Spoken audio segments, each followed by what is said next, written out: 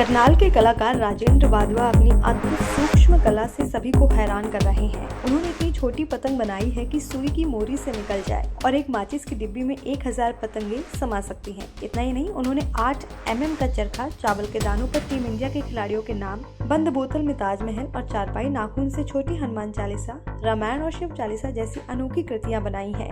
राजेंद्र अपनी इस कला को पहचान दिलाकर गिनीज बुक ऑफ रिकॉर्ड्स में दर्ज कराना चाहते हैं। नाम क्या क्या आपने बनाया उसके बारे में बताएं। मेरा नाम सर राजेंद्र वाधवा है और पुरानी सुविधा वाली गली में हमारी गिफ्ट शॉप है। और जो मेरे को ये शौक था बचपन से ही था कुछ अलग करने का।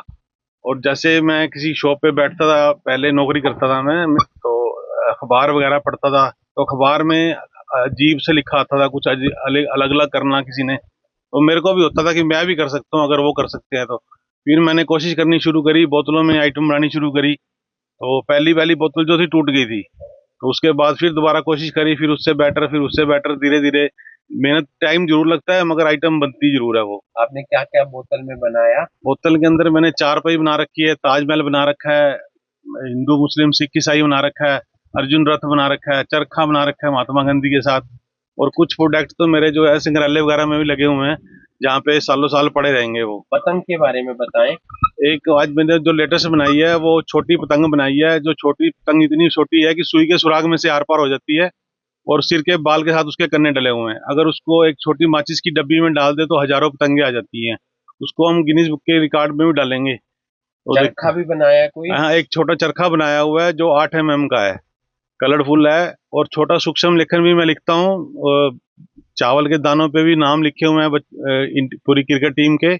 और पोस्ट कार्ड के ऊपर एक छोटा पोस्ट कार्ड जो होता है आम पहले यूज होता था, उसके ऊपर मैंने 50,000 से ज्यादा बारी मेरा भारत मान लिखा हुआ है। हनुमान चालीसा, रामायण जो हनुमान, हाँ जी, वो सूक्ष्म लेखन में मैंने लिखी है। जो हाथ की सबसे छोटी उंगली होती है उससे भी छोटी रामायण है, हनुमान चालीसा है, शिव चालीसा है। इसके नाखून से? हाँ जी, नाखून के छोटी, जो 7 mm के आसपास उसकी चौड़ाई लंबाई है। तो आगे आप क्या करना चाहते हैं?